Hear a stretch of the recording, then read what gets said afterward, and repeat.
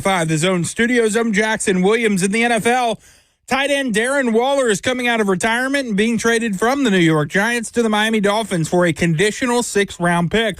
Waller last played in 2023 for the Giants, where he caught 52 balls for 552 yards and 1 touchdown. Waller was a Pro Bowler for the Raiders in 2020. In NBA news, the Thunder and NBA Finals MVP Shai Gilgeous-Alexander has agreed to a 4-year, $285 million super maximum contract extension with the Thunder through 2030 through 2031. It is the richest annual salary for a player in league history. And the Memphis Grizzlies signed star forward Jaren Jackson Jr. to a 5-year, $240 million maximum renegotiation and extension. For our foundation repair and waterproofing needs, you need to visit USSTN.com. Breaking news at once on your home for the Titans and Vols. This is 104.5 The Zone.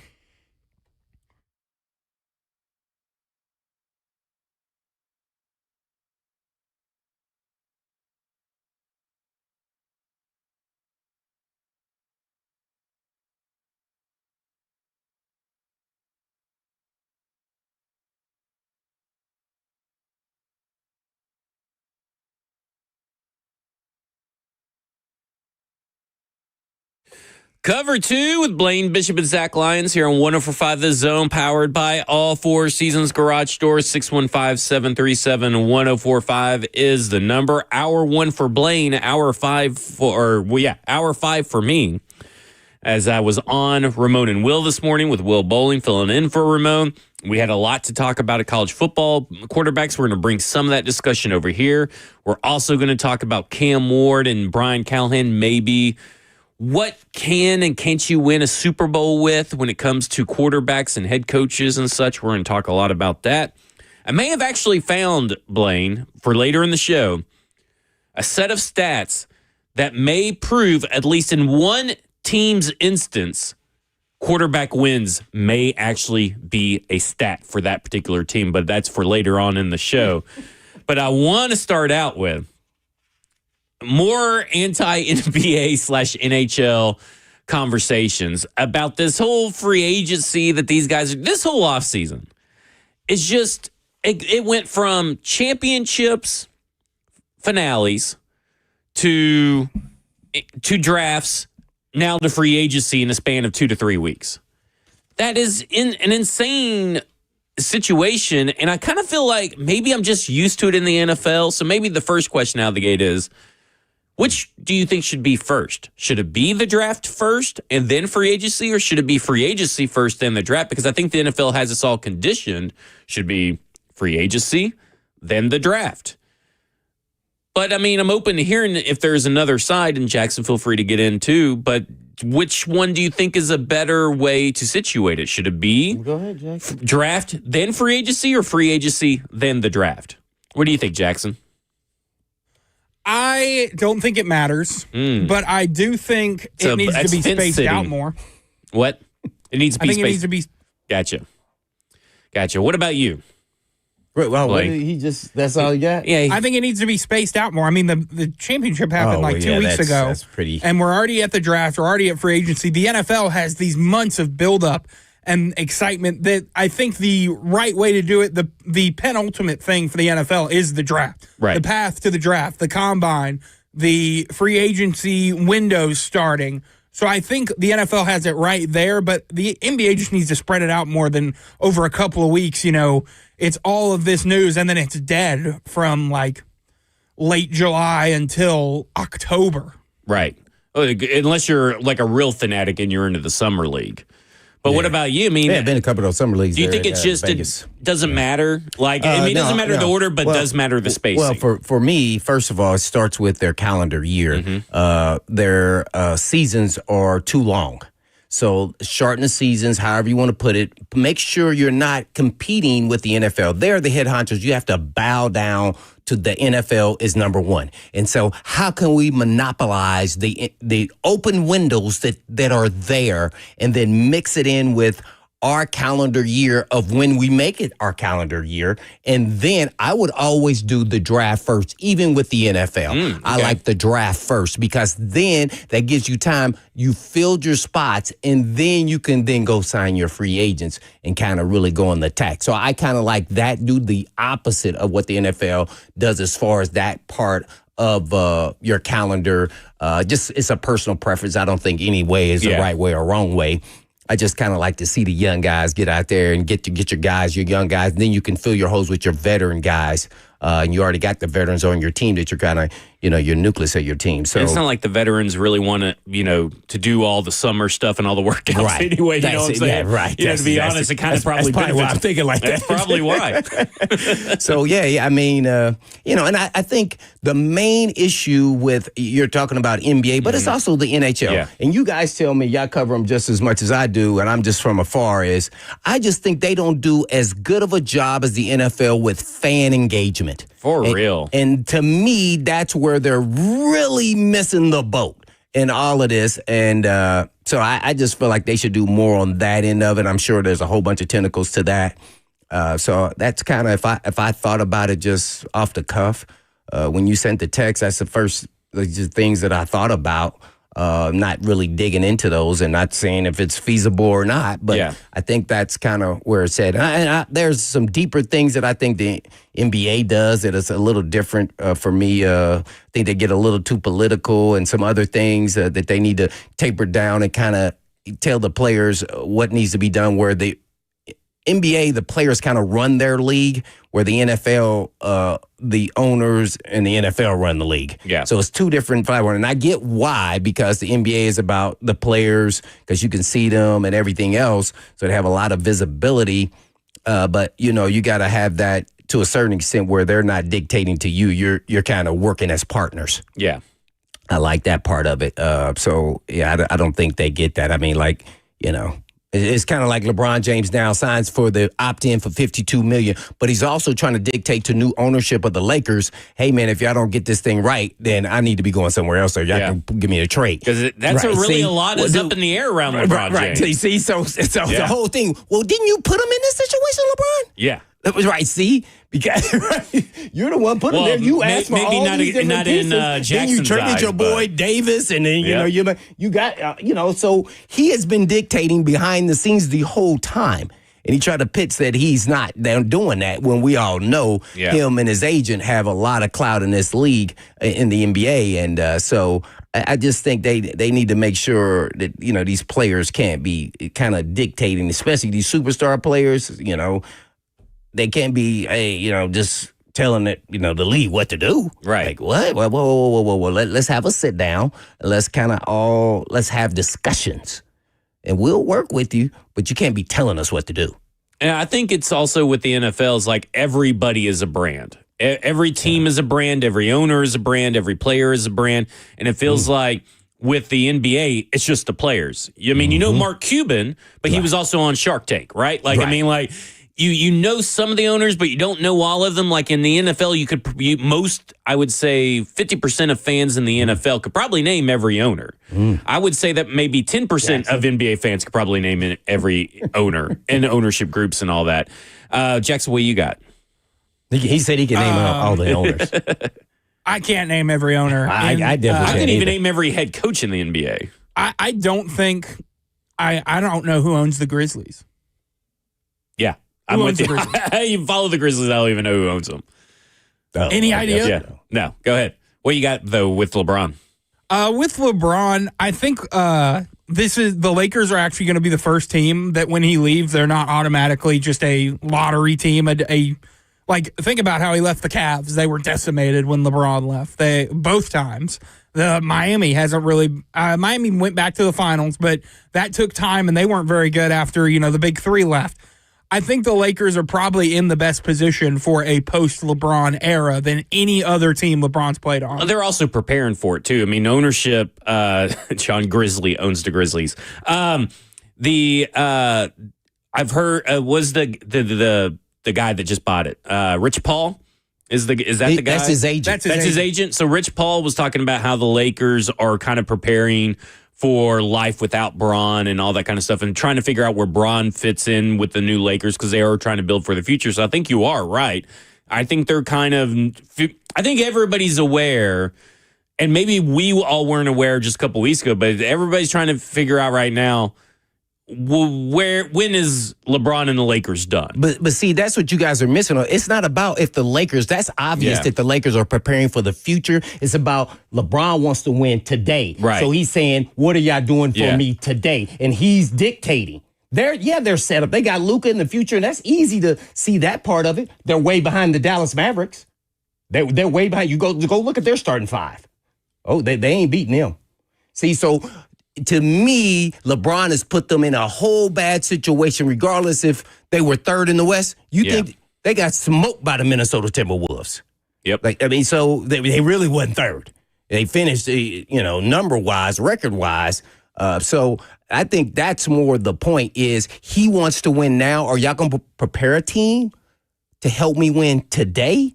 Or are y'all going to continue, which means build for the future? And see, they're going to get caught in the middle here because I don't think they can build to win today. They have to get too much, and he makes too much money. It's going to be tough because I also look at it like this. The way that the teams are starting to build their teams and rosters, it's going to be easy, but it's also going to be tough for LeBron to find that magical spot. You get what I'm saying? Like, he's going to have a lot of options, but the options that really allow Braun to get that one final ring, that ring that he is chasing right now, maybe the Knicks, but they don't have a head coach. Right. And then so do you get LeBron first and then get your head coach because he's probably going to want to stay on his head coach, or do you maybe risk hiring a guy that he doesn't want and then he's like, not really feeling the Knicks. Maybe I'll stay with the Lakers because the Knicks would be a great spot for him because they have a young team and some pieces that could help LeBron just as much as he could help them. But there's only like a few places because he wants a place with a big center, right? Like a great center. He wants a team with another winger on the end. Like he wants all these things, but also all those teams have to have the salary cap to take him on, have to be willing to give up the draft picks to get him. Yeah. So it'll be very interesting to see this LeBron situation is not as clear cut dry as what people kind of thought when he initially did the option. This is the first time that he's actually entering a year on the final year of his contract. Everything else, he's always had extensions. So this is a little bit murkier than I think people were willing to give it a couple last week when he accepted that or enacted that option.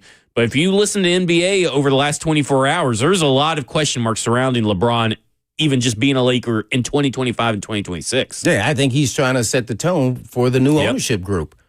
That he is dictating. Yeah. Like, who is the biggest player in NFL history? And let's say Tom Brady. Let's just use him. Did he have the power of LeBron James in his league? I don't think so. No, he did not. I don't think he was never the highest paid player on his own team or in the league, or a quarterback in the league. I think LeBron James has kind of put himself in this position. And now, they're just going to be. Of course, he doesn't think so. No, or at exactly. At least that's what he puts out public. Yeah, right. He doesn't think that he's the issue when he is the issue. So, to a certain extent, yeah. All right. Hey, but that's what happens when you're the superstar. Let alone SGA. By the way, $70 million. SGA A year. A year. Or was that just an extension? I wanted to believe it was an extension, but I was like, what does this No, it's a new 4-year contract, if I'm not it? mistaken, right? Yeah, 4-year deal, $70 million per year. Yeah, that's kind of crazy. We're going to talk more about that because I want to talk a little bit more about the NBA and what NBA, I guess, executives are saying about free agency.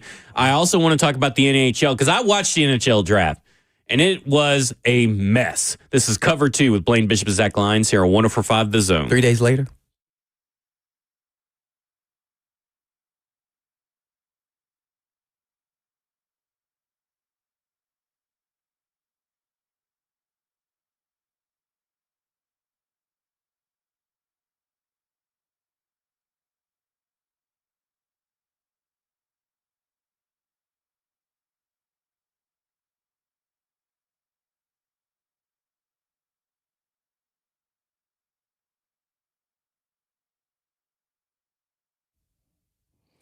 King and Associates in Brentwood stands out as independent agents, offering more than just a range of insurance options.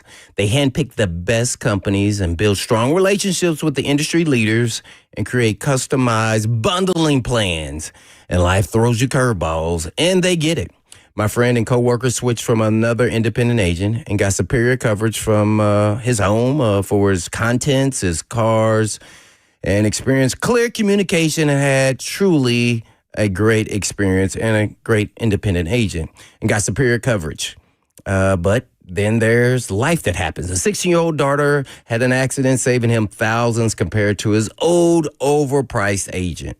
And you could save even more by switching. So don't do it just because he did it or because I did it or because I told you to or because what? Because you should do it because it makes sense for your family or business or personal needs. And all you have to do is call King and Associates at 615-321-8121, or you can check them out online at tkinginsurance.com. That's 615-321-8121.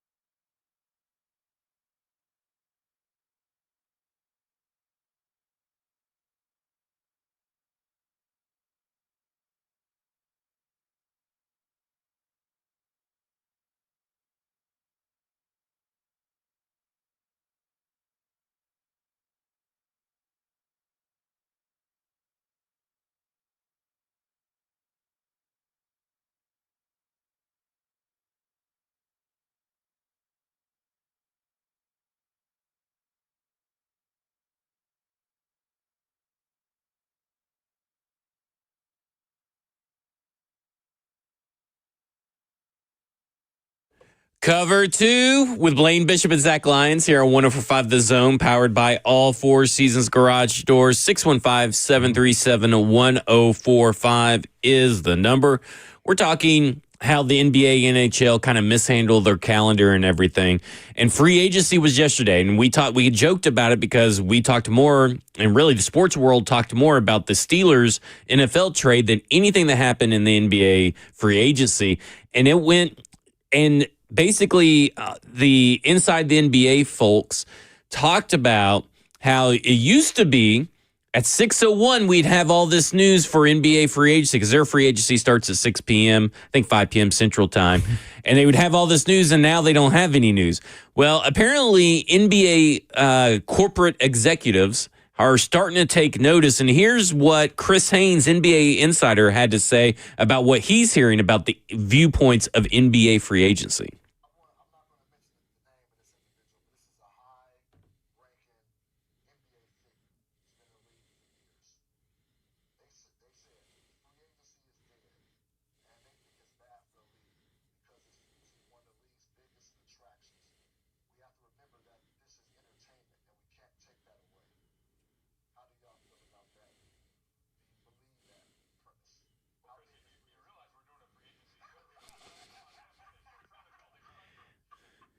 I mean, he says at the top of a show about free agency, but I mean, he's kind of right. I mean, free agency kind of started off with the whimper. It's picking up in day 2, but I do think that it is interesting because we've been talking about how the NBA, how media savvy the NFL is with its calendar, with its events, and all this stuff. And it felt like, oh man, the NBA free agency is today. The NBA draft was last week. The NHL draft or NHL free agency started actually today, and NHL draft was on Friday. Like, it feels like these two leagues' calendar and their media savvy is just in the dirt right now.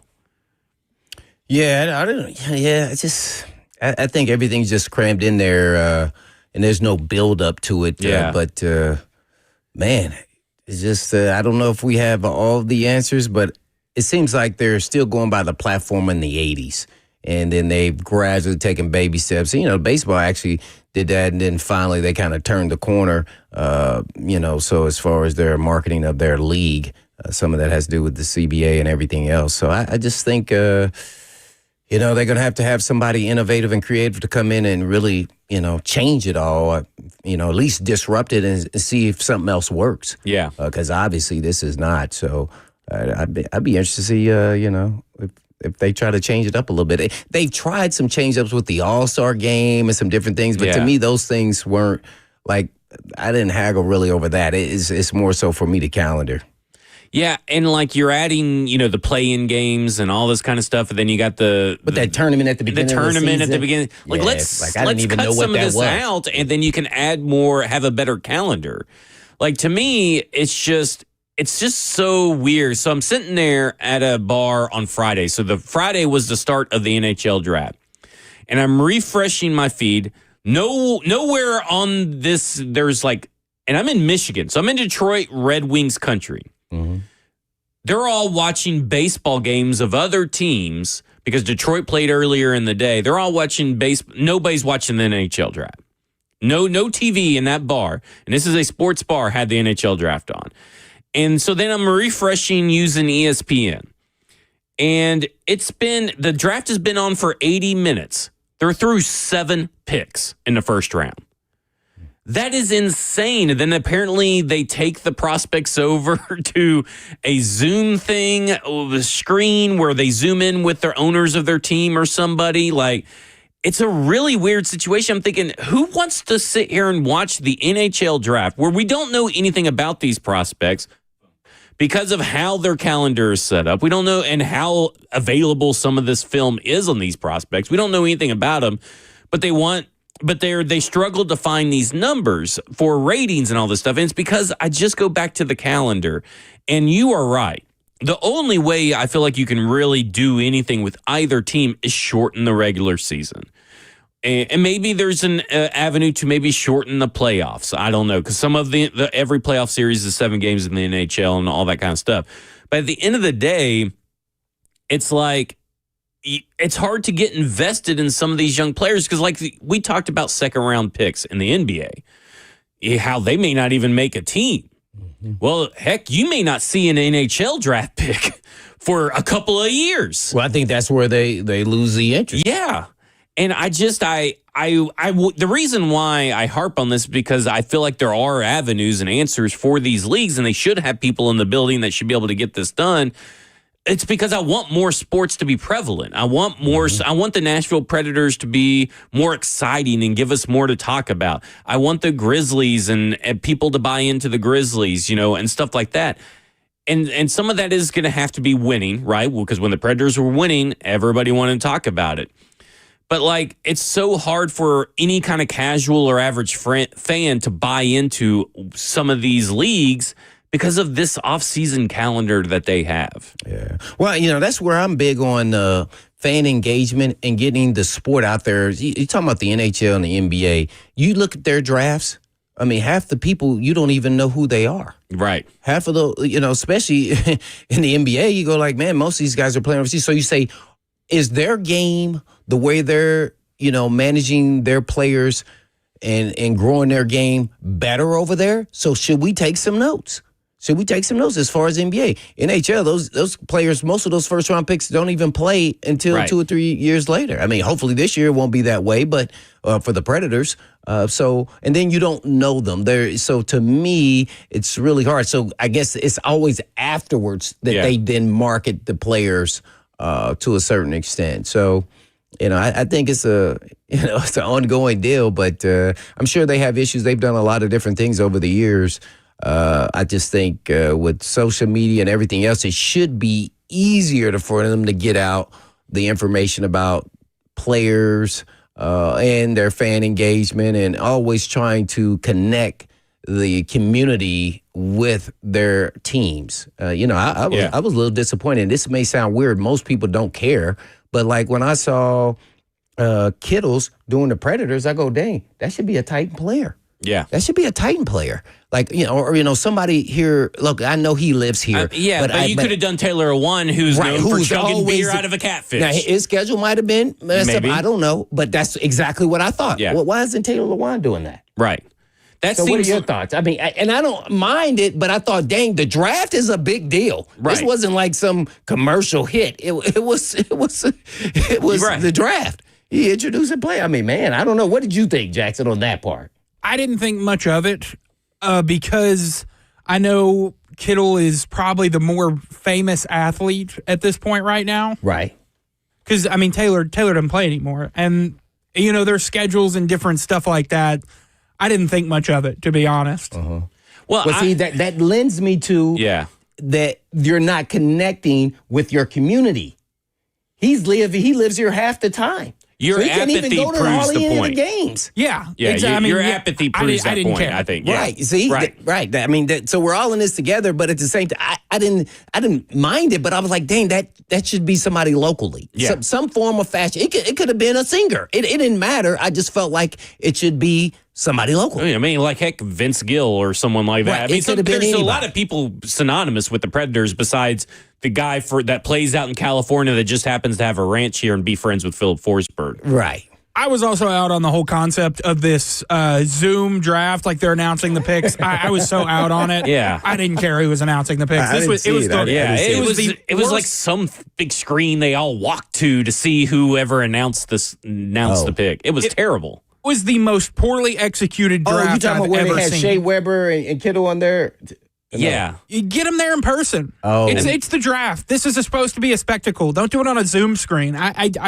That's why I didn't care, because this is so poorly executed by the NHL. Here, Casey Jones, who lives in Buffalo, he goes, you don't hear anything about the Sabres. They don't even use the Bills players to sell tickets, and it's the same ownership group. Mm-hmm. To me, I look at it like this. Dang. You talk about fan engagement, right? What was the most talked about hockey games this year? America versus Canada. Not an NHL game, but America versus Canada, right? And then in the finals, you have Canada versus America. You have the Edmonton Oilers versus the Florida Panthers. You should be trying to capitalize and get people to buy in on a kind of billing it as Canada versus America rivalry. I mean, like, you should be doing stuff like that. This is why you need that spacing out of the calendar that we're all talking about. Because here's the thing. We talk about fan engagement. So not only can you do fan engagement that way, arguments online about sports or arguments in person about sports generates passion, generates fandom. That interaction between fans, like, we're all sitting here arguing over, was the Cam Ward quarterback one, or is it Shedeur Sanders? Is it going to be, should the Tennessee Titans benefit from a trade back? And all that kind of stuff. Those storylines that fans create, those conversations, creates investment, a feeling of camaraderie and community. With the community. Mm-hmm. Here, when Brady Martin gets picked, NHL Tennessee or NHL Predators Twitter goes afire. But none of these people know anything about Brady Martin. They're arguing just because it wasn't the one guy that maybe someone told them it should be. Mm-hmm. So they don't know anything about these guys, and they're all just saying fire Barry Trotz, whereas the NHL people are saying, well, the Predators had a pretty good draft.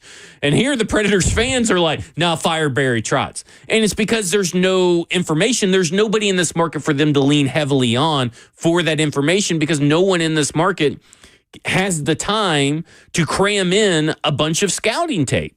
Like, it's a big issue for the NHL, and the NBA isn't as bad because everybody watches the March Madness tournament, so you kind of know who these players are, what they can do. The ones that are from here. The ones that are from here or in the area or in your, conference, you kind of watch all the games. I don't know how many. I think it was like the one it was out of country. It was like three France, and it was. I get what you're saying now. That's what I'm talking about. Yeah. I mean, man, it was almost more of that. It's like, how can you get mad over Brady Martin when you know nothing about Brady Martin? You know what I'm saying? And I mean, you won't see him for 4 years, probably. Maybe Brady Martin. Barry Trotz is talking about Brady. He was going to act like he may start. Yeah, he's talking like he may start. You're right. They need help. But yeah, they need help, and they need a center. We know that. We know they've needed a center since they arrived in Nashville. And they traded a center the day after they drafted him. Yeah. So, but they had to make space for him. But it's, yeah. No, just kidding. But to me, it's again, it comes down to let the fans kind of develop a community, and then sometimes you have to let stuff breathe. So, like, you got to find, if you want more engagement, and you want more ratings, and you want to get new fans on your product, whether you're the NHL or NBA, you have to let your product breathe a little bit, because now it's going to breathe at the worst time.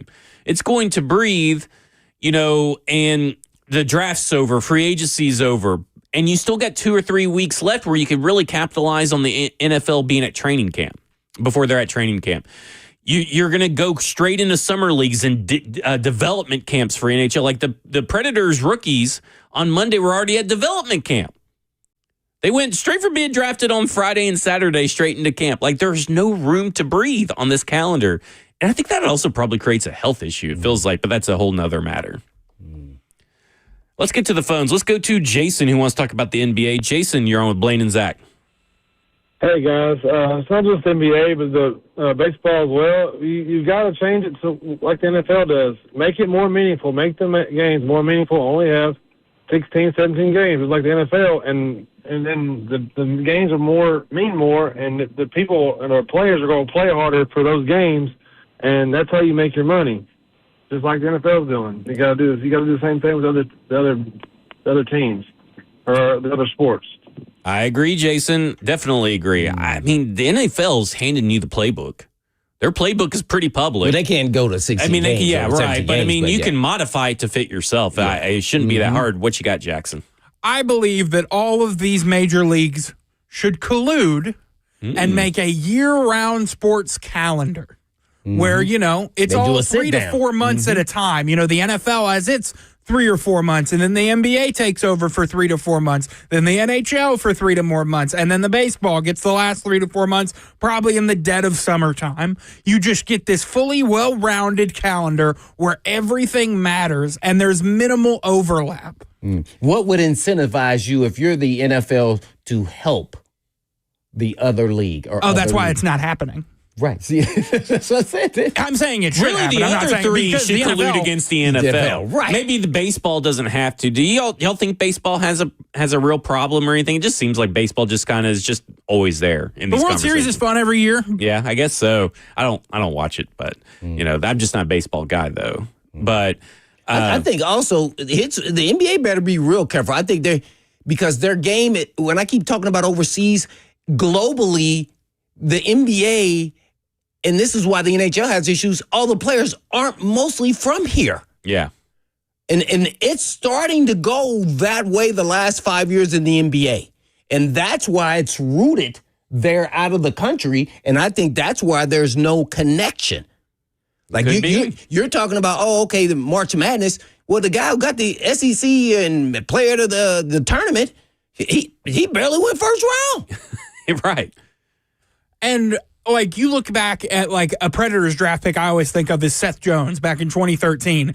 Fans immediately had a connection with him because he wasn't from Tennessee, but he was from Texas. A Southern State homegrown hockey player that the Preds drafted number 3 overall in 2013, and the fans immediately had a connection with him, and he was traded shortly after. Yeah.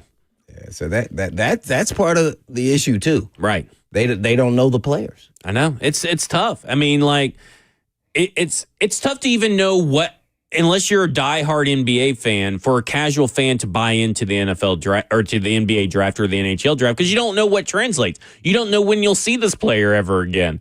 Like with the NFL, you're kind of like, well, this guy, we'll see a little bit of training camp. We'll see him in the preseason. Then we'll see him in the regular season more than likely. I mean, we know what kind of makes a good quarterback, what doesn't. Even the casual fan can enjoy the year-round calendar that the NFL provides. It just seems like it's so much harder to get in the NBA and the NHL. Feels like gatekeeping is the wrong word, but they feel very secluded, very walled off from the general sports fan. Let's go to Nate, who wants to talk to the NHL. Nate, you're on with Blaine and Zach. Hey, guys. How's it going, man? Going good. Good. Yeah, I think the biggest thing is, like, you take, like, the NBA draft. I don't know none of these young kids because, like, they not going to contribute for years. It's going to be years before they contribute. Like with the NFL, these guys are 3-4 years out of high school, and Cam Ward is going to play. These other guys, they're going to come in and contribute right away. And I think, and you'd have seen them play in the SEC for 3-4 years. These guys, like, I don't know none of these little NBA dudes. They fresh out of high school. It's going to be years before they even contribute to a winning team, and I think it's that same with the NHL. Like, I don't know none of these guys. Thanks for taking my call, fellas. No problem. Yeah, I just think there's a lack of information education for these drafted players. And I think the NBA and NHL do have an opportunity to kind of change that. They're just going to have to work a little bit harder on that, promoting these players, promoting draft specials and stuff like that. I mean, the NFL does a really good job of promoting it. The teams themselves do a good job, for the most part, promoting their young stars, promoting their draft coverage, right? Inside looks at how the NFL draft worked for the Carolina Panthers or the Los Angeles Rams. I think if the NBA and NHL did that for them, they would be able to get, more information out there and get more buy-in, and the NBA and the NHL draft starting almost at the same day. Same with same with free agency, same with the playoffs. Like, maybe they need to get their calendar straightened out, to be honest with you, is the NBA and NHL, because there's so much overlap between the two. And also, I think there's another part of this, you guys tell me, where I think those leagues, in different ways, they need to connect with the media a little bit different. I think most of those hockey players, they could care less if they talk to them. They didn't even want to talk to the media. Where the NBA now, they just talk all around and not like they're not aware of like what's going on in the world. Like, hey man, what's happening with you? So I just think the connection there too could be maybe a little bit better to help them with their cause to be more connected with the communities and the fan and their fan base and get more fans. And, just like having the smaller markets in the finals. Do you think the NBA like that? The Pacers versus the OKC, smaller markets. Yeah, but I'm sure they didn't. No. But the finals was actually really good. Yeah. Yeah, it was a good series. Right. It was Yeah. a really good series. The guys played hard. I mean, man, they fundamentally said, I mean, it was a good series. And I just think they didn't benefit off of that. Right. Like, what are they doing? They should be sitting at, in round tables having discussions. How can we benefit off of this and promote this and continue to keep it going and momentum from a great series like that? Yeah. I just don't see it. I agree. I want to build off that, and because there's also a guy in the F&N Bank chat, Twitch, or YouTube, Facebook Live, Adam McNamara, who brings up a good point. This is Cover 2 with Blaine Bishop and Zach Lyons here on 104.5 The Zone.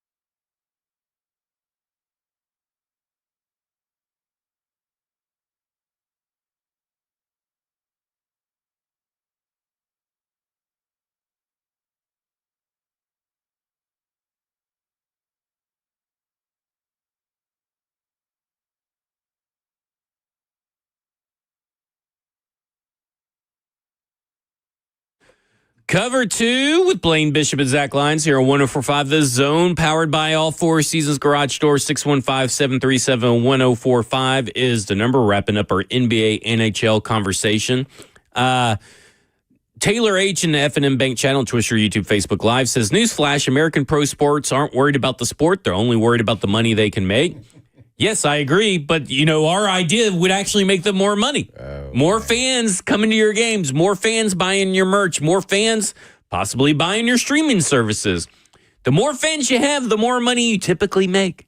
So we're just trying to help them make more money. Adam McNamara touches on a point about accessibility. The NFL is everywhere. NBA's doing better, but MLB and NHL and even the MLS, you have to get a regional streaming package, or you have to get the Apple TV Plus, or this or that, and you need better options for watching with no blackouts. And I totally agree. And I think just I think all these sports outside of MLB have an accessibility issue where it feels like the NBA community is really gatekeeping. Like it just feels it's so hard to get into the NBA or to find a fan base that's welcoming to all comers, to noobs and all this kind of stuff that want to learn or teach. They just don't want you there. And NHL is probably even worse.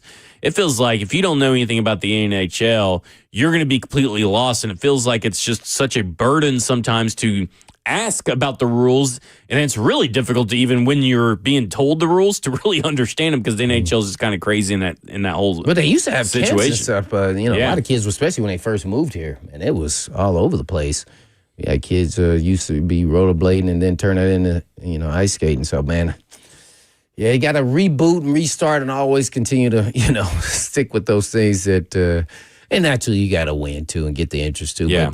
But, I just think they got to do more in the communities. But they're like most of the times when the season's over in the NHL, how many times do we see any of those players out in our community?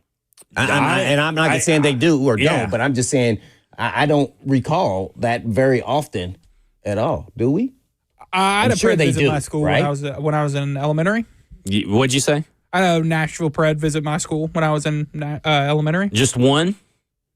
Was it Nash? No, it was a player. It was a player. Do you remember the player? No, but I remember he said the F word. Oh, that's awesome. It was the first time I'd ever heard it. That was the first time you heard an F word? I was like 7. It's the first time I remember hearing it. Oh, my. It was definitely memorable. It was. Your mom or dad didn't never stub their toe and But I mean, you're kind of right. Like, because the Tennessee Titans are kind of getting back to their community ways. They've been showing a lot of the clips of rookies at camps, out at schools, at food harvest banks. They recently put out a press release a couple of weeks ago. The banana deal. Yeah. Yeah. And they just put out a couple of weeks ago about how they're partnering up to fight men's mental health stigma and all this kind of stuff. So they're trying to get back into the community. But I always remember a Titans caravan. I don't really remember a Predators caravan. I mean, maybe I'm wrong or something. I mean, I just don't remember one. That sounds like a good idea. Yeah. Maybe they do one. Maybe they don't. Right. I mean, maybe they don't. And, like we talked about when the Grizzlies came here over the summer to do their training camp. And we didn't even get to be involved. They didn't even want to come on the radio. Jackson asked them. And you're trying to unite us. I'm still trying to unite us. They were right here. Meshack will unite us. They were right here, and we tried to unite, and they said, go on somewhere. And I even said to Jackson, tell him I wear a Grizzly shirt. I'm from Memphis. Maybe they'll do it for me. They just wanted to use it as a training camp just to get away from Memphis. Yeah. They didn't want no parts of anything else when they came here. Right. To me, it's just they didn't care. Missed opportunities after missed opportunities. That's a missed opportunity, no doubt. And how do you not recognize that? That's the thing that kills me, is that these people that get into these positions of power got there because they're more than likely good at business or good at negotiating. How can you not figure this stuff out? Why is it so hard for NBA, NHL owners / coaches or general managers, but it's kind of easy for NFL owners. It's like maybe the NFL just has over time developed the perfect playbook, and NBA kind of just and NHL kind of let it fall to the wayside. If you remember, we were talking about it over the break. The NFL adapts to rule changes, Yeah. all kind of things. They continue to grow. Yeah.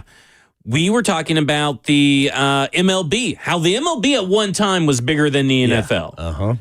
People may not think that's fathomable, but I mean, it was America's pastime for a reason. It was. I remember growing up in Alabama, we didn't really get into the NFL in Alabama, but it was like college football and it was the Atlanta Braves. And then it kind of died because of the strike and the holdout and all that kind of stuff. So it's like, to me, it's like the MLB is always going to be around, but they kind of were king. The NFL just kept perfecting what they already were doing, and they kept making it better and better and better. They weren't just content with having 9 million in ratings, right? It feels like the NBA would be content with that. And to me, it's just like you got to get more. Yeah, You but see, gotta the want NFL's more. already won more. They win 16 to 17, Yep. they go to 20. And guess what? Then they're going to have conferences out of the country. Yep. See? They're continually evolved. They ain't stopping. Continually. And sometimes it's what you got to be. When we come back, we're going to talk about college football quarterbacks. Who's under the most pressure in the college football landscape? This is Cover 2 with Blaine Bishop and Zach Lyons here on 104.5 The Zone. Jackson.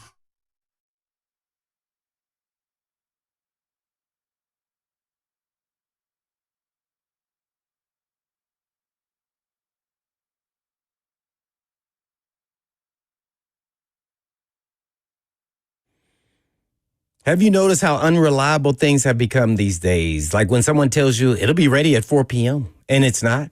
People are really tired of that stuff. So if you've had it with the unreliable vehicle repair shops, come on over to Eurofix. And Eurofix turns unreliable into reliable. And Eurofix has your vehicle ready when it's really ready, so you don't have to stand around and wait all freaking day. And Eurofix repairs all European cars with quality that beats the dealer and without the dealer pricing. And that's because dealer repair shops are designed to pay virtually all of the dealership's overhead. And that's a lot of money. And why would you want to pay for that? Well, at Eurofix, reliable also means a 3-year nationwide warranty plus a free loaner car with every repair appointment. So make sure you call ahead, as loaner cars are very, very popular.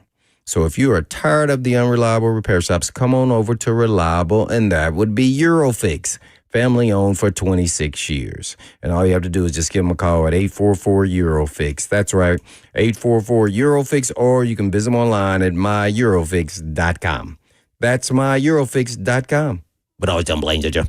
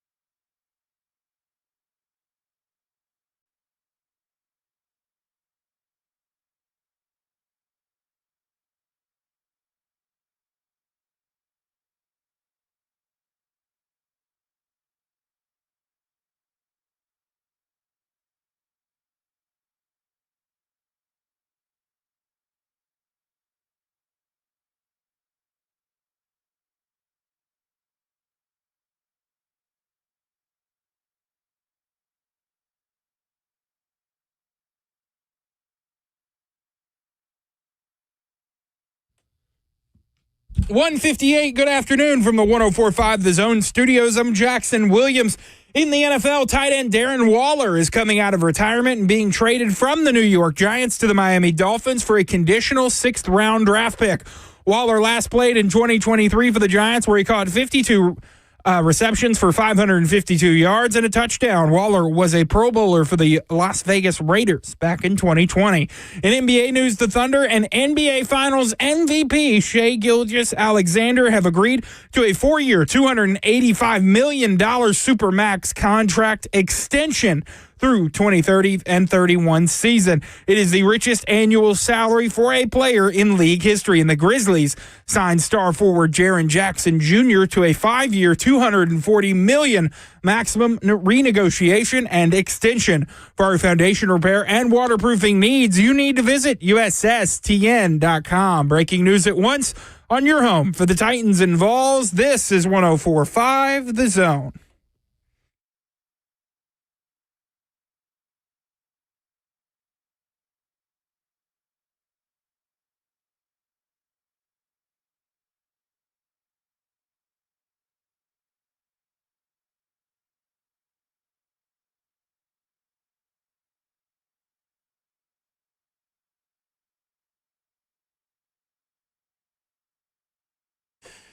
Cover 2 with Blaine Bishop and Zach Lyons here on 104.5 The Zone, powered by All Four Seasons Garage Doors. 615-737-1045 is the number. We want to hear from you.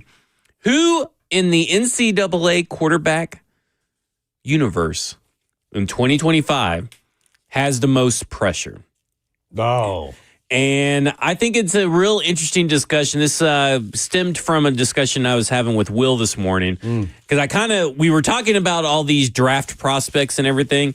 And I started veering into Nico. Because I feel like Nico's got so much pressure on him. Because he made a big public stink. Right? Like made a big public stink. Who are you discussing? Nico. You know Nico? I don't remember that Okay, name. you say Nico. Who has more pressure? Josh Heupel to make sure he solidifies the quarterback or Nico? I think... Oh, no. Well, in the realm of this discussion, Nico. But in the realm of who is under more pressure in the NCAA, probably Josh Heupel. But as far as comparing quarterbacks to quarterbacks, some people in the chat say Arch. I say that it's Nico because now, because of the way the negotiations went down, he's kind of put himself as a public figure in this NIL era a couple of different times, getting the big contract, trying to do negotiations, then entering the transfer portal after negotiations went south. It will be really interesting to see. And the big talk has been, well, now I'm going to a pro system that fits me. They wouldn't acquiesce to what I needed. That's what their camp said. Whether that's true or not, remains to be seen. Well, that seems feasible because pro style versus, right around the yard. So to me, I feel like he's under, maybe there's a couple more other players under more pressure, but I would say that like Nico's under a lot of pressure this year to really take that next step. He doesn't have to become this elite guy just quite yet because he's still relatively young in his college career, but he does need to take a considerable step from where he was last year. I don't buy into narratives. I think just because of what happened here locally, I think that's what kind of our viewpoint is because we're seeing him locally, but I don't look at it as pressure. And I don't know if that's just the athlete in me. I think he's going to be a lot more comfortable. He's closer to home. He's in a pro-style offense. He'll be protected. In his eyes, he probably looks at it as an opportunity. Not that it was very controversial why he left. He felt like he wasn't being protected. He wanted to be in pro-style offense. I mean, that's kind of what the word was. Now, how it all came about and happened, and maybe he regrets some of the things that he did in motion there, but I don't see it as pressure. I think Arch Manning has the most pressure. And by the way, my number 2 is your great one, Mr. Zellers or whatever his name is from South Carolina. Yeah, I think I've been watching a little tape on him. Didn't know a lot about him. You talking about him so much felt like, man, there's some projections that he'll be a top 5 pick. Yeah. So that to me would put him on the block as my number 2 outside of Arch Manning. The last name at Texas, only so many starts so far. So even I'm projecting that he'll be a really good player. Whether that happens or not, nobody can determine that. But the pressure to, play at Texas and will bring a national championship. And then if he finishes the season, I think that'll be 18 starts or maybe more than that if they go all the way. Will he then come out? Or is that enough starts for him to come out based off of, the history of success in the National Football League as a quarterback, as you have done a lot of research on that, and being that you should have a lot of starts. So that'll be interesting, as well as your guy, what's his last name? Is Sellers, right? Yeah. Sellers, yeah. And I did a little bit of it. He reminds me, and don't take this out of context, just because of his size and how he's built, like McNair. He is a big, strong quarterback who still has a lot of development to go. So I see the projections, and it makes me a little nervous because you just never know how the curve works. I don't see him going through any progression reads most of the time. He's a one-read guy and throw. He's got a big arm. He's a strong human being. Solid human being, too. So I like all of that. And he's a hard worker. And it's all about ball. And when I say that, I mean that's more important to him because he could have left for more money. I think an $8 million deal. And he stayed there and he wanted to set his oats and let his legacy grow at South Carolina when he wasn't highly recruited. I think he was only a 3-star or something like that. So he's definitely come up the ranks. But I would say those two. But he would be third, though. Yeah. But I would say, or no, he would be 2. And then, your guy, Nico, would be 3. I would say this, and we're going to spotlight some of these younger quarterbacks, too. Because if Sellers didn't play well, who gets the blame but outside of the head coach? Yeah. It's going to be the quarterback. And what's interesting, he just turned 20. So, I mean, like last year, what he did was at 19 years old. Pretty impressive. It's not the most impressive quarterbacking last year from a young quarterback, but it is one of the more impressive feats. Arch Manning recently, Todd McShay went down to the Manning Passing Academy over the weekend that was in New Orleans, and Arch Manning was down there. And Todd McShay talked about some of the stuff from a technical standpoint about where Arch Manning's at. And he goes, from a technical standpoint, his accuracy and drills over the weekend was good, but he's still developing consistency. His combination of mobility and passing skills, especially on the move, is what makes him special. Will carry him through big, tough moments at Texas and early in his NFL career. He's not refined as Garrett Nussmeier of LSU, as a passer, but he's big, mobile, creative athlete with strong arm and ascending passing skills. So it'll be interesting to see his development as a passer, as a real true pocket presence. So to me, I kind of agree with you. The last name, the school, and really, if he still has to develop that consistency because he hasn't played and started consistently throughout the year. So maybe you're right. Arch Manning does have the most pressure. And that was another thing about your man Sellers there. Yeah. I thought he didn't have he had a little Will Levis in him, and his pocket awareness and feel wasn't where I thought it should be. Granted, I'm looking at him like, he's been a player out there for right. So there was holes you could still see it. And I think those things that happen, just knowing who he is off the field personally, hear people talk about him and see what everybody's writing about him. That gives me pause for say that I will think he'll turn the corner, but you just never know. Some of that's just a natural thing. You just never know if it actually happens. Just like Will Levis, just say now, all of a sudden, what if he has pocket presence? He has a good feel for the pocket. How did that happen overnight? Well, he just needed more reps, then had to go through some adversity to see it and see what he was doing and lean into the left. Maybe he never thought he was doing it. He couldn't feel himself doing it, right? So it's always interesting to see the growth of players over one year to the next when they have all these big-time tools. Yeah. It's always fascinating because some get better and then some stay the same and some get worse. They don't have any pressure. I mean, look at Anthony Richardson, but it's a little bit different because Anthony Richardson, freak of an athlete, of a human, but only had 15 starts. I mean, Lenore Sellers will pass that, obviously. But it is interesting in that scenario. What you're talking about is like sometimes you just hit a wall if you can't develop that next gear as a passer in college. Who was the quarterback under the most pressure for you, Jackson? I think a guy who's not being talked about enough is Carson Beck. So he leaves Georgia, one of the best programs in the country. After last year, in early mock drafts before the season started, he was a top 3 pick in the NFL draft. Ended up not declaring because he had such a bad season last year. Signs a $4 million reported NIL package with Miami, has to follow in the footsteps of Cam Ward, who had a tremendous season at Miami and ended up going number 1 overall to the Titans, obviously. And so I feel like there's just a lot of compounding pressure on Carson Beck to fight for both his NFL future and to perform at Miami after, they're going to have high expectations to continue the success that Cam Ward brought in 2024. Yeah, I think Carson Beck's an interesting story to watch because we were talking about him this morning in the sense of, you were right, is like Carson Beck, Garrett Nussmeier, Drew Aller were talked way more as top quarterback prospects in the 2025 draft that just got completed, more so than even Cam Ward felt like was. I mean, like there were guys who thought Garrett Nussmeier in November was the number 1 overall pick.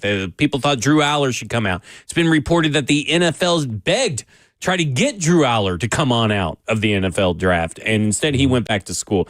Good on him to do that, by the way, because I think that he needs that development in college before jumping to the pros.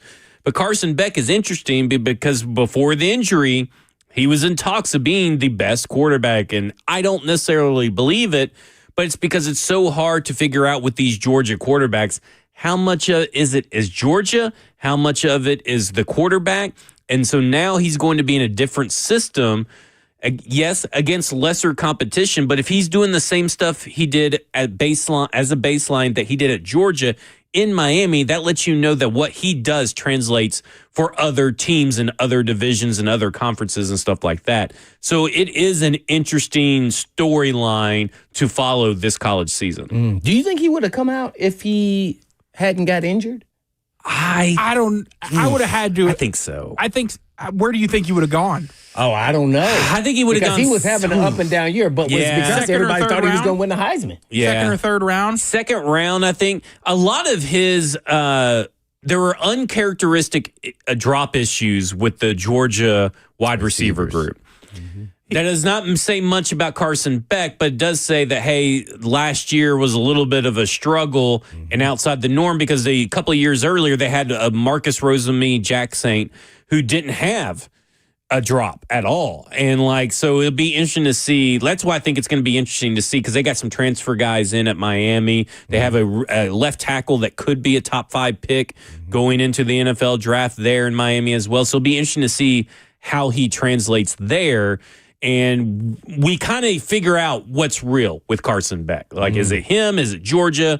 We'll figure it out. He also had he turned it around versus Tennessee, man. That was his first good game. Crap. I was like, dang, man, this is what we thought we were going to see all year. Right. He ended the season strong, starting with that game against Tennessee, the second to last game of the season. He had another strong game against Georgia Tech and looked pretty solid in the SEC championship in more of a defensive battle. Then he gets hurt. He's out for the remainder of the year. So maybe that end of the season surge without the injury might have pushed him to late first round. But with the injury, I think he falls back to third. And there's a lot like apparently about his... With the injury. Right. There's a lot to like about his leadership from what I've understood and about the mental aspects of his game. I think he's going to have to answer some of the physical aspects of the game. We'll have to see a little bit more arm strength from him, and maybe Miami will give him a chance to kind of show that if he has it. He may not even have that to his game.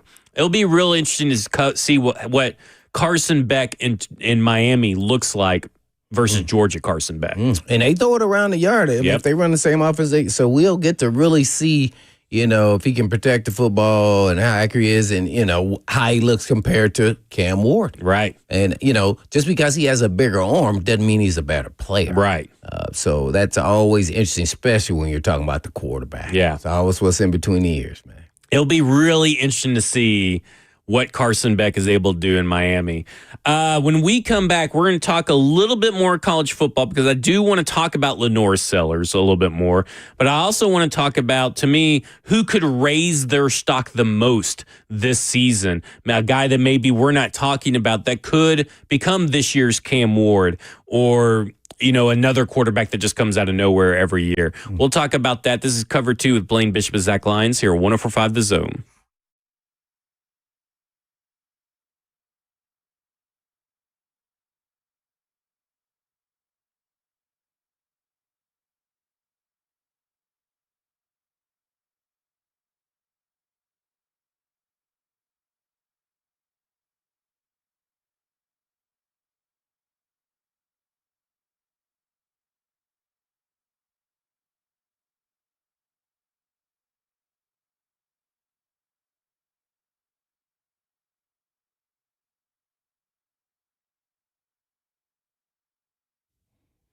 Hey, folks, you know I've been talking about Tennessee Orthopedic Alliance for years because they're the leading experts in sports medicine and performance and the team physicians for the NFL, college, and high school athletics across Tennessee.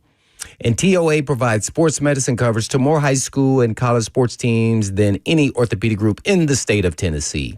They have 29 locations throughout the state or over 100 physicians throughout Middle and East Tennessee to take care of all your musculoskeletal needs. And TOA has 11 urgent care locations and walk-in availability 7 days a week. They offer direct access to sports medicine and performance, physical therapy and nutrition, personalized rehabilitation plans to enhance mobility, reduce pain, and improve overall physical function for patients recovering from injuries or surgeries. And TOA also offers sports performance training, a specialized program designed to enhance athletic performance and provide tailored training solutions for athletes at all levels. So please check out their services at TOA.com. Yes, that's right, TOA.com.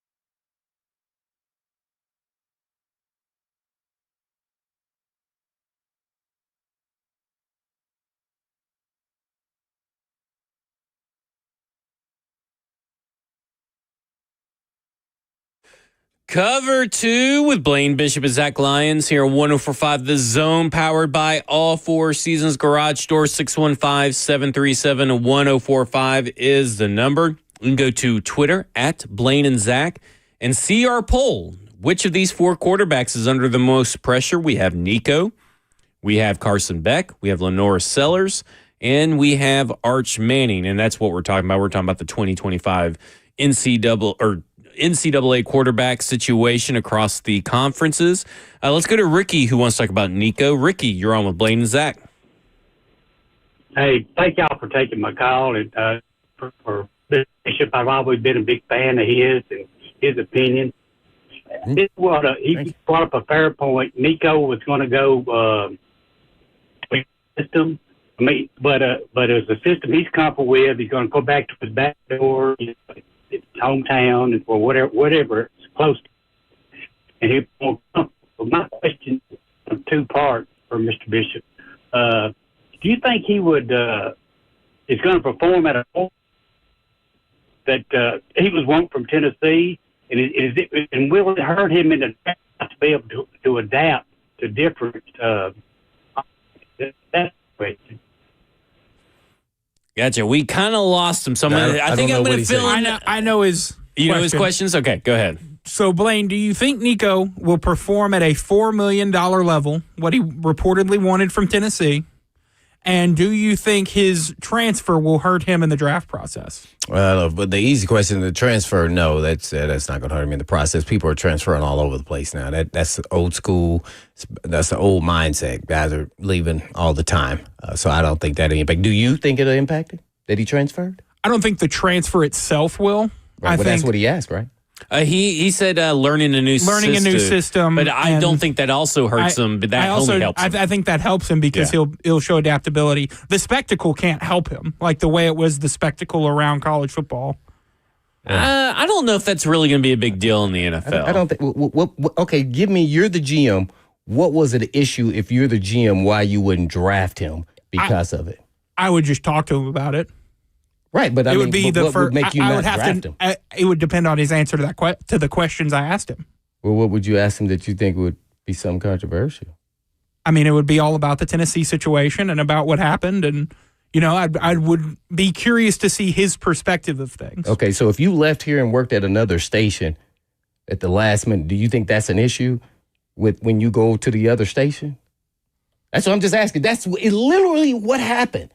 Regardless if you like the way he did it or not, that's literally what he did. He chose a better option that he thought was better for him, and that's how he's going to answer it. So if that's still not going to make somebody not draft him. Like, I don't know where that will go. Like, you tell me, like, where will he? I don't. Maybe I'm missing it. I don't get it. If you want my honest opinion, I think it's just a lot of sad UT fans trying to make an excuse. But I'm just messing with you, Jackson. I think it will be conversation. Yeah, I don't think it's going to keep somebody from drafting him. Yeah, I don't think I don't think there's any issue whatsoever with the transfer because this is just the new state of the NCAA and his specific question. I forgot Ricky's question. I heard him say the system when he talked about transferring, and I don't think that's going to be an issue either. If you look at the St. Louis Rams, they are targeting defensive linemen. Most of their players they're targeting are guys that transferred. They're guys that went from a smaller school to a bigger school and maintained production. If Nico goes to this other pro-style system from Josh Heupel's system and plays well, that's a good thing for the NFL. Yeah. I mean, that's a good thing for his stock. Now, if he plays worse, that's a totally different. But I don't think it's because he transferred or anything else. Just probably because he may not have been a good quarterback. But at the end of the day, teams want to see you be able to thrive in multiple different systems, I would assume nowadays. I think that's why, you see these teams like Cam Ward, right? You get to see him in almost three different systems, but you see him progress every year. So if Nico progresses, regardless of whether he progressed with UT or progressed in another system, and after transferring, that's a good thing for his stock. So it's all going to be about his success. And now the first question was, do you think he'll play up? Do you think he'll play up to the $4 million level? Is that what it was? So, I mean, I don't know. To be honest, I don't really know what playing up to a $4 million level contract really looks like in the NCAA, to be honest with you. I would say this, and I'm going to go back to what I said when it all happened. When he demanded that, I thought Heupel and Tennessee should have made a decision after the season was up when they lost to Ohio State, that we're not going to do that. And maybe not at the moment, but maybe let's say a week later. You say, hey, we decided when to talk to people that we're going to move on. He should have made a decision and moved forward and got a quarterback. Whether he's worth it or not, it's what the market bears. It has nothing to do with playing ability. It's what the market was going to bear. And obviously when he got on the market, which was late, he didn't get the $4 million. So whether you thought he was worth it or not, they should have just told him straight up that we weren't going to do it, or we are. Yeah. To me, that's how you should operate, especially when you're dealing with an athlete. They tried to massage it along and thought he would go along with the program. Then his dad comes out and spouts his mouth and then tells Nico not to go to the practice or the scrimmage or whatever it was at the time. And then he moves on. So none of that really would happen if they just would have been upfront and honest, said we are or we're not going to do it. Because the benefit for them doing it is they could have then went and got their quarterback. They could have chose whoever. So you put yourself in a bind. I could care less about Nico and where he goes. I'm more worried about our ship and how we're driving it. And that's what I was focusing on, because you can't control what. Once he decided to leave, it's over. Like, okay, bye. Like, that's it. They tried to win the PR war. People are going to forget about all of it anyway. All you know they care about is winning. Right. Can you win with the quarterback you got? I mean, like, and or again, was going to get at the time. And again, I kind of go back to, I don't know what a $4 million quarterback looks like in the NCAA, because right now some players are getting paid more than what they should, right. And we don't really know what that means. Like, is that... What do you think Arch Manning getting paid? He was sitting on the bench. Yeah. Was he worth it? Right. I mean, was he worth the money he got paid? And I look at this... he was worth it? I mean... Go look at nothing to say that, because he went to the other UT. You got to get the player in. Yeah. That's the era it is. Right. But that's what a lot of people were going back to say. Oh, you sat for a year and you were making $2 million. That's what they were saying. Like, but you had to get the player. But to his point, like, okay, what does that mean? Like, okay, so UCLA was 5-7 last year. If they go 7-5 and he has better stats than what he did last year, is that a $4 million level? I don't know. Right, I couldn't tell you. Okay, well, say he goes 9-3, but they missed the playoffs, but he has a very pedestrian season. Is that a four? I don't know what a $4 million level is in this new era of the NIL, because we got Carson Beck getting a ton of money, right? Like, we don't even know how he performs. Well, he was arrested $4 million with Tennessee. Yeah. Because he obviously didn't get into UCLA. And I think it was more about timing and what was all going on with the whole picture. I mean, what is $4 million to a Tennessee fan? What does that season looks like? Like, okay, to your point, if you guys paid him $4 million or whatever is going to be, or wherever he wanted, Jackson, what does that look like to you from Nico's standpoint? Is that wins? Is that playoff runs? Is that stats? I mean, like, what is that? Expectations? Yeah, I guess. I mean, I'm just trying to figure out. I'm trying to figure out what Ricky meant by it. The expectation would be to be better than last season. Okay. So it'd just be an individual effort. No, the team should be better. Okay. As a quarterback who would be being paid top of market in college football, a fan's expectation would probably be to go further in the college football playoff than you did, or at least be more competitive in the college football playoff. Gotcha. Let's go to Chris, who wants to talk about transfers. Chris is out in Cali, I guess. So, Chris, welcome into the show. Hey, gentlemen. Love the show. Appreciate y'all. How you doing today? Doing good. How are you? Great. Good. Well, I'm just curious here because, you get these guys in the portal like Aguilar that come in. Are we just not going to consider the fact that we've we've got a couple high schoolers coming out that are all 5-star guys that are eventually going to need to play? I mean, I feel like if we keep pulling in quarterbacks every year, are we just not going to snub a guy like McIntyre, who, I mean, is deemed King George of Nashville? The guy's pretty good last time. We got Faison Brandon coming right behind him. do we even need an Aguilar to come in? I haven't seen the guys play, but I'd love your opinion on it. I feel like we're going to lose some good talent.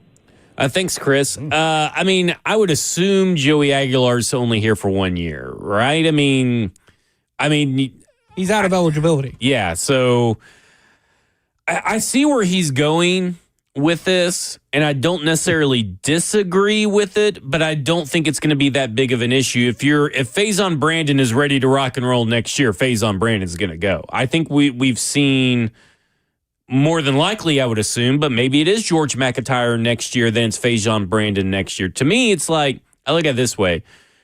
Constantly keep developing quarterbacks, and I don't think you're going to lose out on talent. If your quarterbacks are getting paid money and they're performing and getting a national spotlight shown on them every Saturday, I don't think you'll ever run the risk of running out of quarterback talent, if that makes sense. Yeah, I don't know how good any of these quarterbacks Right. would be, but I would say I would recruit quarterbacks every single year. Mm-hmm. Now, you going 2 and 3 in the same cycle is kind of interesting. I think in the 2026 class they have 2. I think another guy just committed. So that's always, interesting because somebody's going to lose out and somebody's not going to be happy. And I've said this before. When you start doling out money in college, what happens when the backup is better than the starter? And everybody knows it, but you're only playing him because he's got the big contract. Because in the NCAA, you're paying for... That's the pros. That's the pros. That happens all the time. And you're paying for projection in the NCAA, right? Like, I mean, look at the contract Nico got before he ever threw a college pass. That's right. So you're projecting. You are projecting. So, and sometimes you don't want to give up on your projections. Yes, you want to feel like you want to feel like you got it right. Because you had to back that. Right. I mean, you as a head coach and offensive coordinator, you got to say, hey, this is the guy, and you want to make sure that happens. Right. It's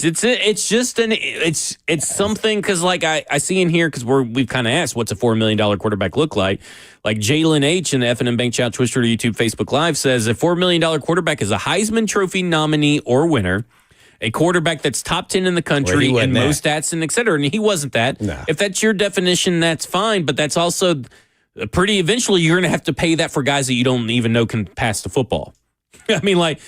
You're passing for recruits, right? Like, yeah. That's what you're paying for recruits. So, yeah, I guess that's what you're paying for, but it may be even more expensive. We may be talking about $6 million quarterbacks just this time next year. That'd be insane. They're making that Jackson money. Jackson money back there.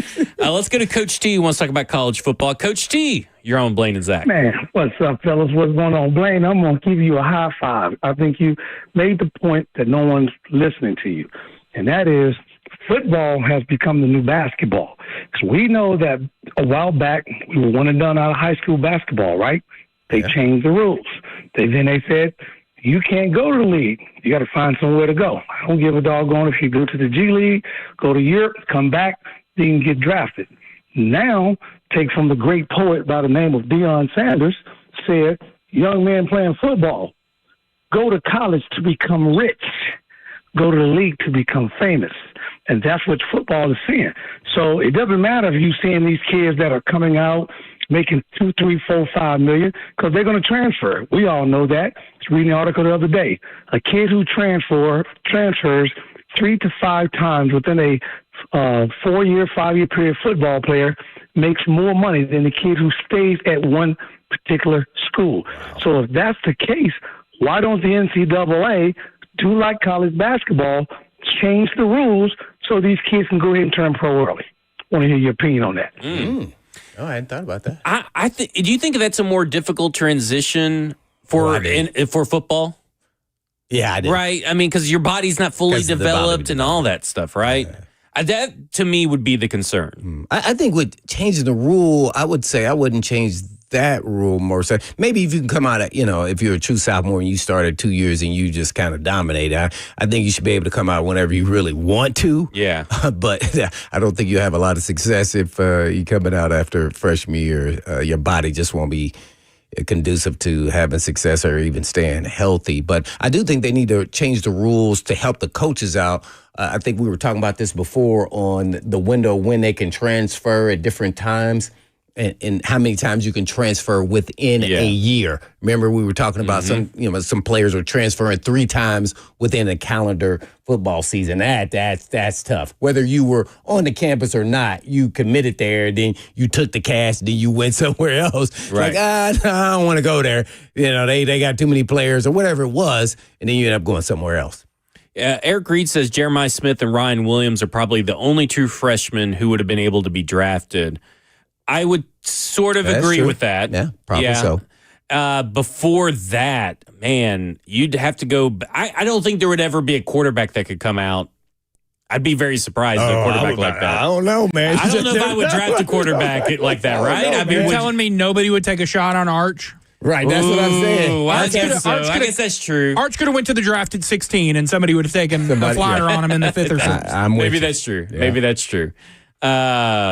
What was the guy? That was years ago at South Carolina. Wasn't he a freshman? A freshman running back that tore his knee all up. I forgot. That was it. Against Tennessee. I know who you're talking about, but I can't think of his name. Oh man, it ruined his career. Great guy, great player too, man.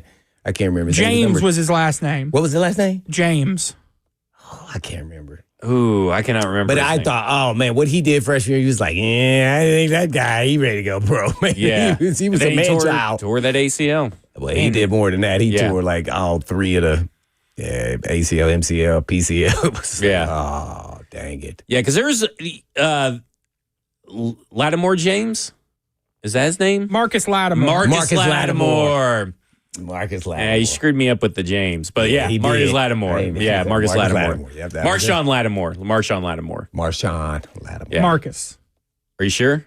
Yes, I have the article of his horrific knee injury. What year was that? 2012. Yeah. Man. He was. Yeah. Yeah, he was pretty good. Adrian Peterson probably could have came out early. Yeah.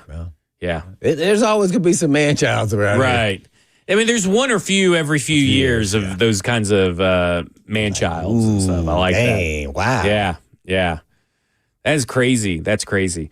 When we come back, I want to hit on just Lenore Sellers real quick, wrap up our college football discussion, and also talk about one guy that I feel like could raise his stock really well, get a more high-profile situation in front of him. This is Cover 2 with Blaine Bishop and Zach Lyons here on 104.5 The Zone.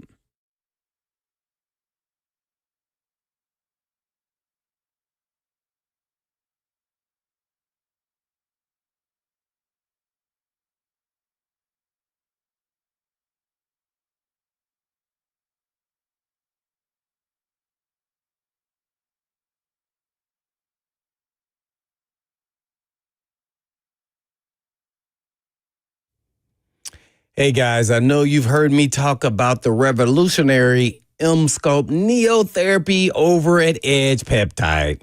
It tones muscles and melts fat, no needles and no downtime. But now I want to tell you what else it can do for you when asked about M-Sculpt Neo functional setting. That's right. It's not just for toning muscle and melting fat. You can also treat injuries and recover faster post-surgery with the functional setting. So listen, maybe you're a golfer and that nagging tennis elbow is affecting your game. Or maybe you've been going to physical therapy and haven't seen the results you don't like yet. Yeah? Well, no matter your injury, call Edge Peptide Therapy and ask about this. It decreases inflammation, heal tendon and ligament injuries, increase your range of motion, and even repair muscle. And M-Sculpt Neo Functional is the place to be. And for the month of July, you will get 50% off 4 sessions when you call Edge. And you know Edge's number, 615-724-1878. That's 724-1878.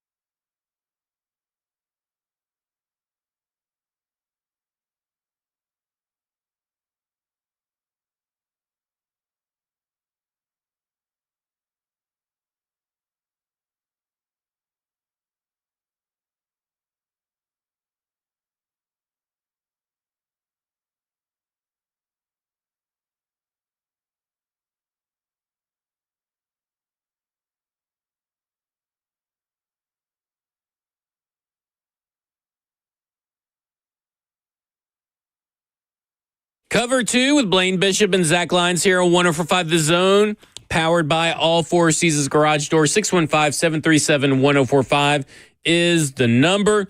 This morning we were talking about Jordan Reed and Matt Miller each put out their top 5 quarterbacks, and they got Lenore Sellers in both of them. Number 4 for Matt Miller, number 2 for Jordan Reed out of these draft prospects for 2026. Wow.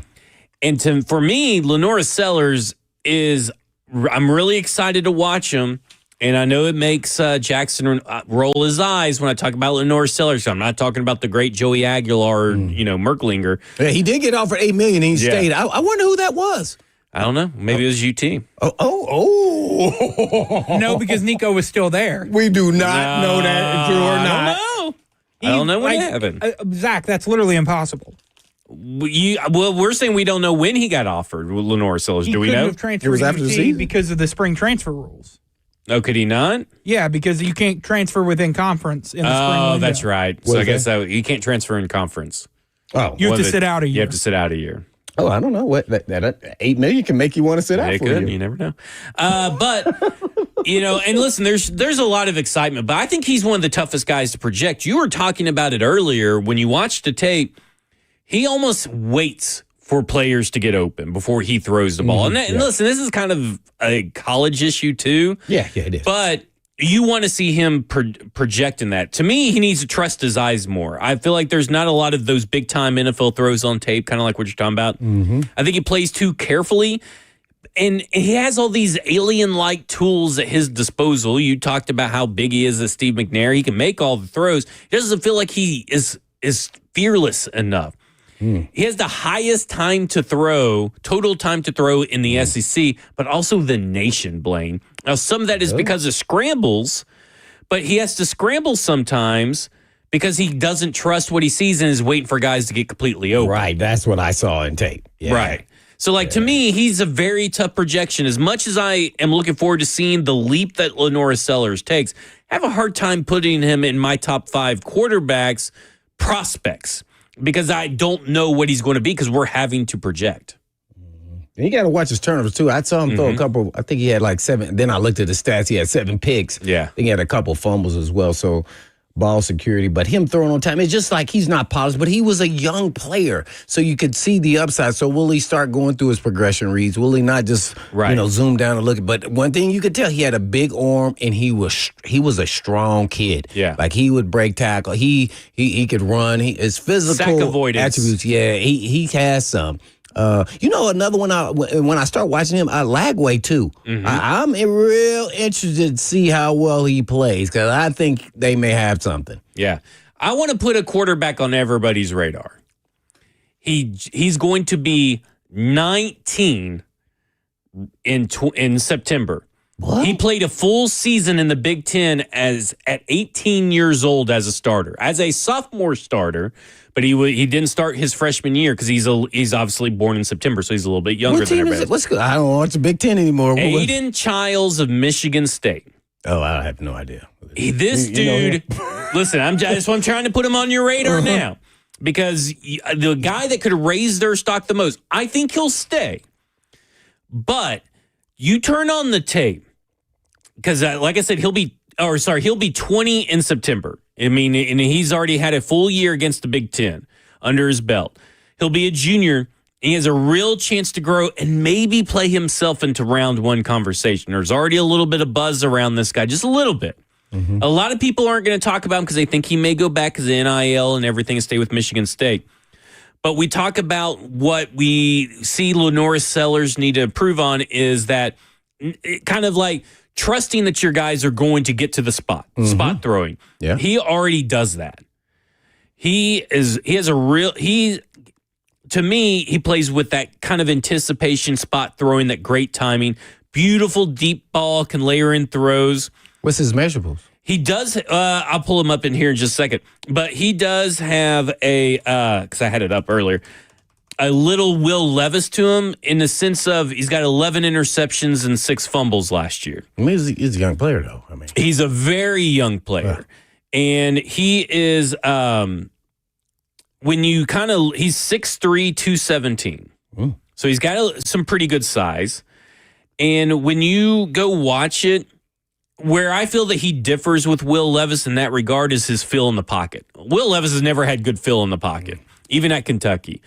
This guy, Aiden Childs, knows when to bail. He doesn't have a lot of his pressures turn into sacks, and he wants to play in structure. Like, you can see him love to try to stay in the pocket, make a play before he bails. He's a true quarterback. He's a true quarterback. And so, was he a 3-star or 4-star? What was he coming? I never heard of this guy. Yeah, I mean, so he came from Oregon State when Michigan State fired Mel Tucker and hired their new head coach. And I have no idea who the head coach is. And so he came. I have no idea. He came with them and started the games last year against Big Ten opponents. Jonathan Smith is the coach that came from Oregon State over to here. Okay. Brought him with him. He's choosing to stay. I think he'll stay another year. But this is a guy I'm putting on everybody's radar now because I think by the end of the year, we're going to be talking about him possibly being 2027 quarterback one. But it'll be real interesting to see his progression. I like to find guys that I want to watch that have something to them and see them progress. That's why I like Lenore Sellers, because I saw something last year and I want to see him progress. Like, I want to see these guys with some good stories, with some loyalty and all that kind of stuff progress and do well. And Aiden Childs, I feel like, is going to be a guy that people are going to be talking about more and more as the season progresses. Yeah. UT didn't play Sellers and those guys, did they, this past year? No, they don't have That's South why I said I Carolina. only watched the game when he played Alabama. That's why, because it was on the national. Because I'm like, who is this guy? You know, he just looked okay at that time live and in action, but he did have some moxie to him though. Like the LSU game last year, the game that South Carolina got robbed on by the refs. By the refs, that's what you're talking about. Lenore Sellers was like a one-man band for most of that game. He? Oh, okay. It will be interesting to see, Michigan State this year, they got Boston College, USC, Nebraska, UCLA, Michigan, Indiana, who has their own really great quarterback, Penn State, Iowa. That's a really tough schedule for a quarterback. So it's really interesting to see. Sounded like it was something. You don't think that? I think that's a pretty tough schedule for a quarterback. It's a Big Ten schedule. Okay. You named like 8 schools. Compared to the SEC, yeah. I mean, I get what you're saying. I think I heard maybe 2 schools in there. Michigan, Penn State. Michigan and Penn State. Yeah, that's Indiana. You don't think Indiana's going to be tough? I don't know what you're going to get out of that. I'm from Indiana and I'm from Indianapolis. They are being good with this coach. Hey, listen, I love Fernando Mendoza. And they were good last year. But then what happened when they played some for real dudes? They got smoked. Well, and that's what I'm saying. If he gets smoked, if he smokes them. Who they play? Ohio State? Man. I was like, this has been a fraud all year. Yeah, and Iowa has a beast defense every year. They have pretty good defense. Yeah, it's Iowa. Yeah. Fernando Mendoza, though, I kind of like him. He's the Indiana's quarterback. I like his name. You like his name? It's cool. Yeah, he's 6'6", 230 Mendoza. or 240. Yeah, 6'6", 230, 240. 6'6". Woo, buddy. Check the marks. How many 6'6" quarterbacks have made it in the NFL? I'm gonna tell you, 0. Is it? Or I thought it's 6'7". I don't know. Yeah. 6'6" is too close. 6'6" is too close. Well, they always inflate the numbers. They always inflate the numbers. So he's probably really 6'5", 6'4". How right was I? I actually looked up Joe Milton's height because I was going to use that as an example. It's He's probably 6'5". 1 or 2 there. Yeah. I know Brock Osweiler was what? 6'7"? Yeah, and he was the one that flamed out. He had one or half of a good season. He was 6'7". He had half a good season. Like, oh my God. And then, nope. He was the last. Well, he's technically 6'6" and 7/8 inches. That's why I said 6'6". Yeah, so maybe. Trevor Lawrence and Justin Herbert, both 6'6". Who was? Trevor Lawrence and Justin Herbert. I don't know if that really helps my case any here. I think Herbert is 6'5" or 6. He's not 6'6". This says 6'6". Oh. That doesn't really help my case, I don't think. I mean, Justin Herbert's a good quarterback, but he does choke in the playoffs, right? Maybe it's because he's got the high altitude. All I was just trying to say is that through history, 6'6" or taller, there hasn't been a lot of guys that have success. Doesn't mean this guy won't have success. Well, we've been talking about college quarterbacks today. Tomorrow, before we go on our July 4th break, we are going to talk about NFL quarterbacks, specifically your Tennessee Titans quarterback, Cam Ward. We're also going to talk to our good buddy, Connor Casey, who was the guy from Pro Wrestling Symphony that we had on a couple months ago. Yeah. Another show this Sunday, July 6th. Going to have him talk about that, and talk about the success that he's seen from the first show back over at Brooklyn Brawl. That will do it for us. 3HL's up next. This is Cover 2 with Blaine Bishop and Zach Lyons here. 104.5 The Zone. And in the meantime, and in between time, peace.